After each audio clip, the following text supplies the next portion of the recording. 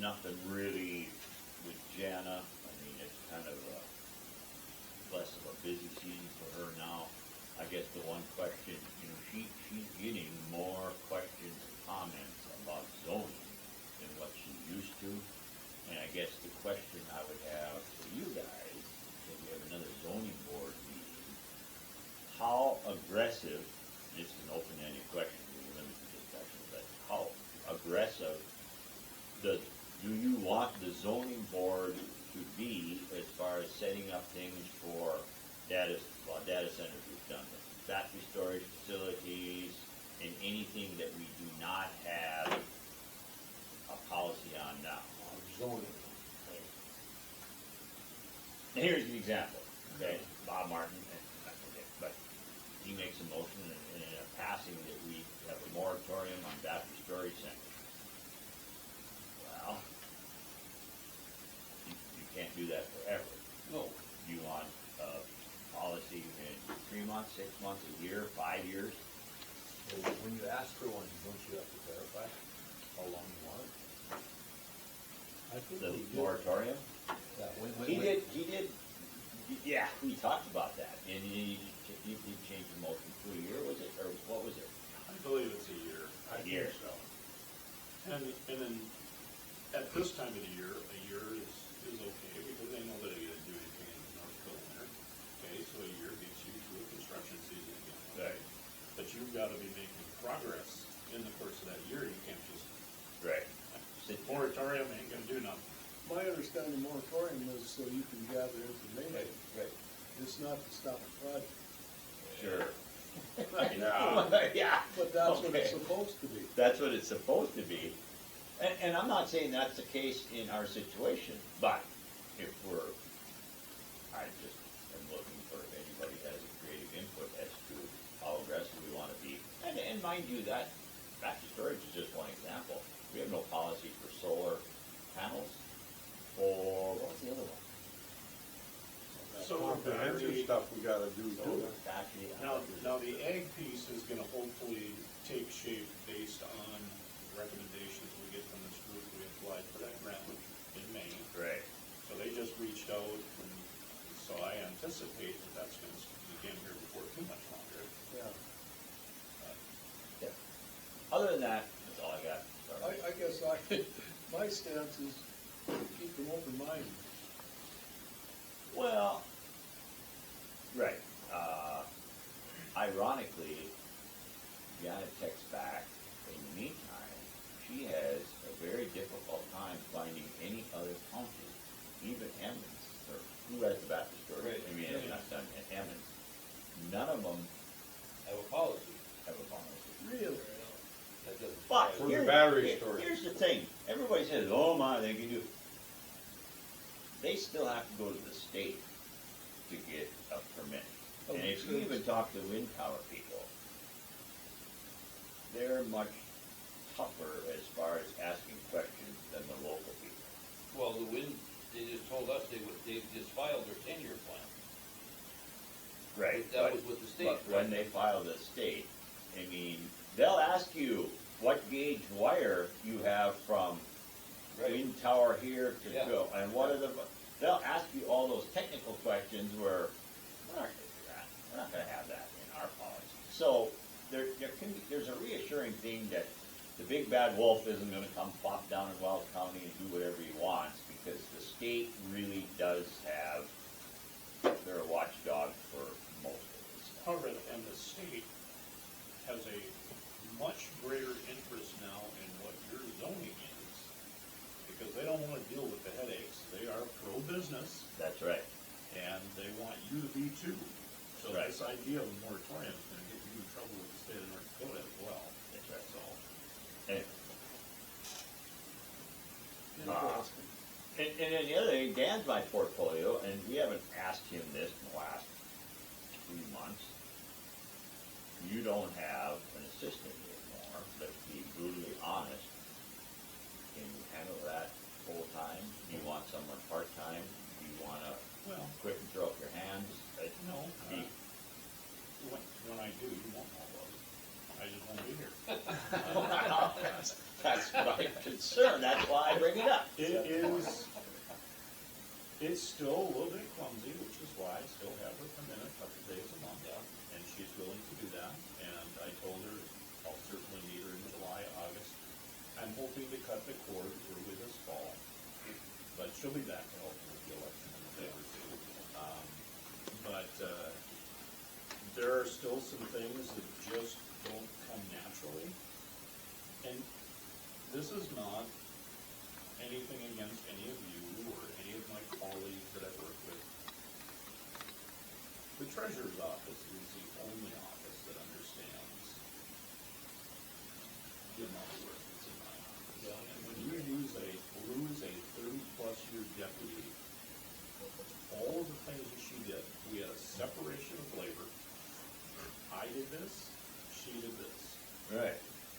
Doing this it's been a substantial learning curve. It's probably been the biggest challenge of my professional life, believe it or not. But it's going in the direction that I had hoped that it would. It's maybe taken a little bit longer than I thought it would. But I can see the writing on the wall here, and we're gonna talk budget here momentarily. These things are necessary in Wells County. You can say that they're not, but then you've got to understand the tax laws and limitations and things of that nature. So, I won't be the last solo flight. I'm just the only one now outside of this office over here. I am still of the mindset when we went through that long-term planning that we had better start getting some employees out of their comfort zone here. And I'm still of that mindset. Because tomorrow is promised to nobody. Right? So, if I croak, hey, you are in a little bit of trouble. Renee can come back and do part of it, but she can't do the part that I was previously doing, which is a lot of it as well. There is a lot more to this than meets the eye. Well, but saying that, you went from 2 to 1.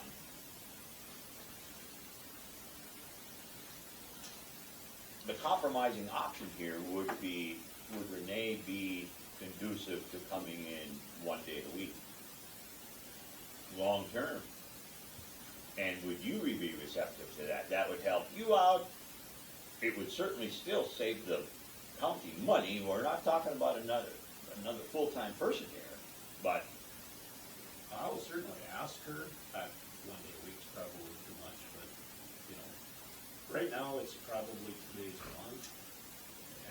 And that might be, it's close from what we need. well, I think you should keep that option open. I do Number too. 1, you don't want to burn yourself out. Number 2, you don't want to. Number 3, she's gonna get awful tired of this retirement stuff. Most people do. Got there, right, she's either looking for something. She's got 2 grandchildren and 2 more on the way. Yeah, that would be another reason to go to work. That's a reason to go to work.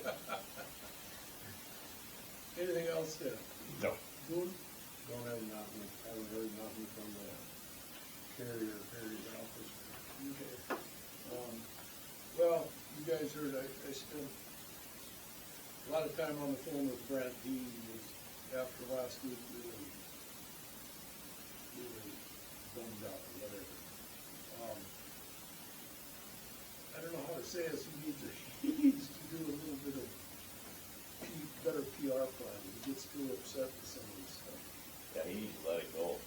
Yeah. That's easy to say, but And I visited with him a long time on that subject, so. One other thing with that, down there,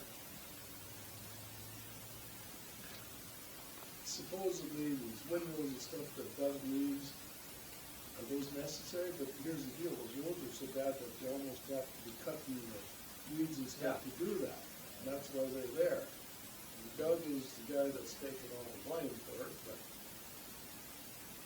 I don't know. he has, I look at, and I hate to compare our farming operations to anything down there, but half of our land, almost half of our land, will go on a prairie trail to get to. They don't have prairie trails down there. You ever notice that? They're all graded roads. Now, they're not every mile, but they're all graded roads. And most of those graded roads are for two things. For farmers to get to their fields and hunters in the fall of the year. Yeah. Besides that, you know, so they don't really, There's there's no ditch, Right, there's there's no, graded roads without ditches. yeah. Exactly. See, the two roads they concern on are the two north-south roads. There's not many good east-west roads down there, if you've ever been down there. No. East and west of the roundhouse. Yeah. That's got grass in the middle of the road and it's got two wheel tracks you drive it. Well, it's because no one drives them. I know that, but I mean, So So my anyway, point, my my point point is, they're complaining about stuff that, they should have some prairie trails to drive on, like we do Yeah. up there. We got really good roads in Pierce County, but we have a lot of prairie trails, and you know what I'm talking Yeah, about, yeah, prairie there's trails. prairie I mean, trails, they're exactly. never bladed, there's, you know, and they're. if there's they a weren't bad always- spot, you go fill it in and you blade it, you level it out, and that's how it is. I know. So anyway, I guess what I'm saying is Doug catches all the heck, but there isn't much you can do with that stuff. No, I agree. I think one of the big concerns is they feel that they'd like to get something out there earlier, because what ends up happening is by the time they pull the shoulders, the grass is just high. Right. And that's understandable, and I'm not on anybody's side here, don't get me wrong, I'm just saying, but there's always a lot of different angles at things. I think, in personal opinion, and this is just my opinion, I think things are gonna get better from here forward. Everybody's got their ranting and raving done, and, Well, we hope so. well, Ridiculous.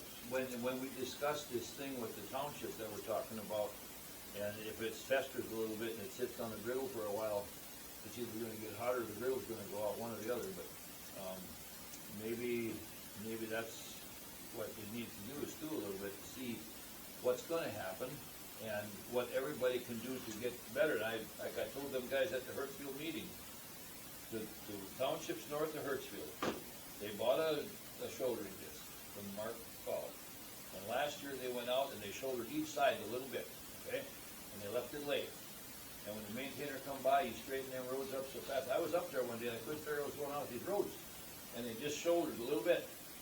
Then by the time the blade got there, it was kind of, you know, Dead. the lumps, and he could do a really good job. I think that would be huge down there. I've talked to Kyle about that since, and I told him, I said, you need to, you know, I said, you have a lot of concern. I said, you need to start deciding how to deal with some of this, because I said, it's your guys' you know, you have all the answers. I said, now start figuring out how to fix it. Well, I always said that too, it's our job to maintain roads, it's not the township's job to build township roads. I mean, and there's a fine line between, some of those roads are shot, and now you gotta have a super aggressive reblading. Right. I'm not sure that's our job, you know, or here's another example, there's a dip in the road that always blocks with snow, and you want the blade there more often to open it. Or do you raise the grade so it doesn't block all the time? Well, that's a township problem, right? The same thing as a township road that's lacking a lot of gravel, that's not our problem, That's that's not, their problem. yeah. And that's a hard call, but. It is. This reject stuff that's at the gravel pits, that really works on them very good. We did that on a mile between Wells County and Sheridan County. You go drive that road now, she's good. And I've never touched it since. We just smoothed it over and was done. When that stuff gets set, it's hard. So I mean, that's an option, that's cheaper. So anyway, back to my report is, Brent's gotta learn to cool off, and the other people on the other side gotta cool off. Cooler heads will prevail, but they gotta be able to talk civilly. Right. You can't be pointing fingers at And it everybody. just, when you're dealing with the weather and everything else, it's not a perfect world. No. And there's gonna And be, somebody's gonna catch it. There's lots of variables and Yeah. people Yes, just of don't course, realize there's that's no the office. When he shoulders roads and you're setting stuff, you get way behind them, then that's what happens. Now, if they could in the spring, have that little shoulder disc and go on those roads and hit them early, by the time he came by, it would work. if there would be a constructive criticism I would have for Wells County in general, you need to get out spring of the year earlier. I mean, the last two springs have not been good. I drive in McHenry and Pierce and Sheridan. They've all bladed their roads and done stuff 2 weeks weeks before Wells County even thinks about getting out. They just, I don't know what it is. Well, we always hear they're leaving ruts. That's where, maybe we need room to get out early and go all the roads with that thing, you know? Really. But whatever. But that Anyway, group- that's all I yeah, got. The groomer's not gonna work with those piles, I can tell you that already. No, it ain't No, gonna work but with because of the 2 feet of grass But either. in the spring, Right. you got a different situation. You got anything, Brian? Not really, the fair went off like it did, the rodeo cost them some money, Blue Piano's cost them some money, I don't know if they're gonna shake out to the thing or not. The one comment that I got on the minutes, at the end of the minutes, it said we need to spend more thriftily. I do agree with that. The other thing that's interesting, as far as the fair goes, and I'm gonna get shot for this, so I might as well just take the bullet. The fair is basically, the 4-H gains more from the fair than anybody does. Yep. Because the kids, they really increased in the deal because of the sale, and it is quite amazing to stand there and watch that sale. I mean, there's a lot of dollars that change hands. And, they also have a cafe up there, they make pretty good money. And so the fair to them is a pretty big deal. Oh, yeah. And, whether it's gonna stay a 4-day fair, who knows? Because things didn't work so great with the carnival the first day and stuff. The other thing that happens, Saturday, That car race. yeah, but Saturday, they also had the sheep roast. And tell you what, believe it or not, that brings a lot of South Africans to the fair. And they spend money on the car races, correct? Pickup pool. Pickup, well, whatever, I mean, what I'm saying is there has to be a few things that bring them there, and that's what brings them, and when they get there, they spend money, South Africans. It's, you know, for them, it's a place to get together with all their buddies from all around that they know.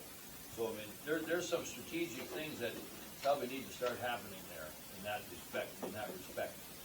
That's all the fair boards. Right, but they're gonna ask us, they're gonna keep asking us for things, remember that. So anyway, this would be a good time. You want a fair brought on the agenda?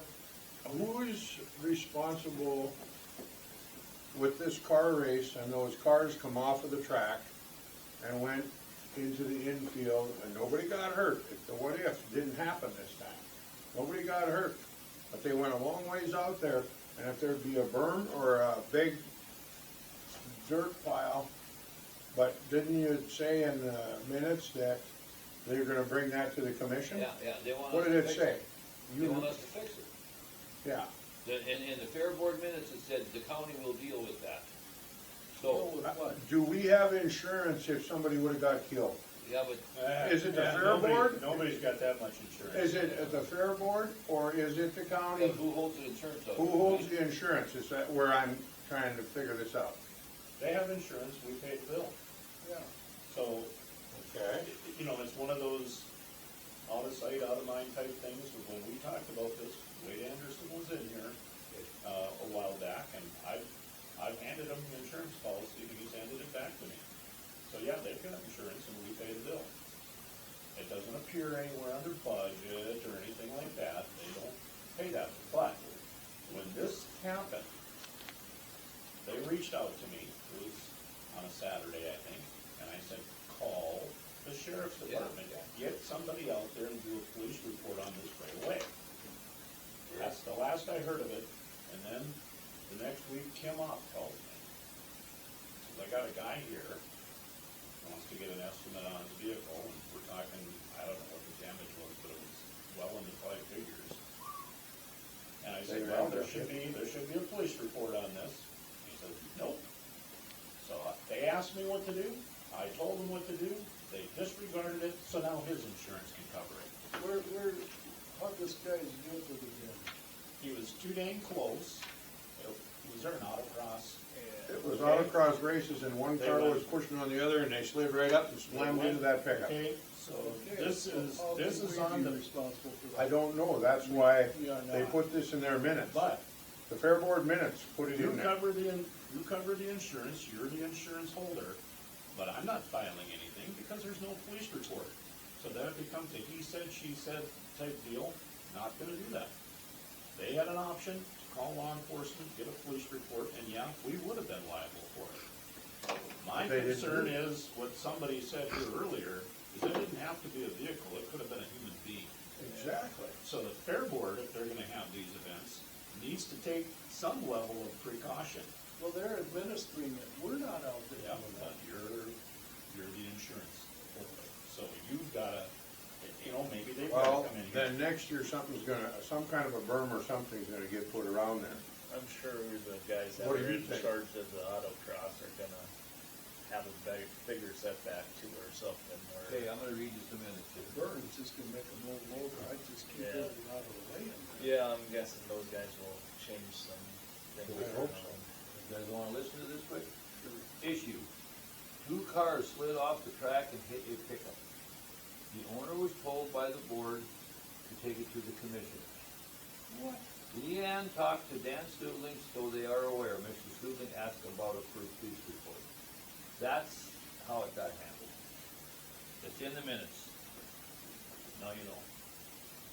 So, Well, they're passing the buck there, that's their Exactly. responsibility. But you did a very good job of telling them what to do. Thank you. And that's, well, Oh, we know about this now if this gets brought up again. no insurance company is just gonna voluntarily pay for something, they're Exactly. gonna require a police report. First thing, that also they're gonna ask is who's administering that race? Not the commissioner, it's the fair board. Right. Or whoever's in charge of the autocross. We pay the fair boards, we pay the insurance, right?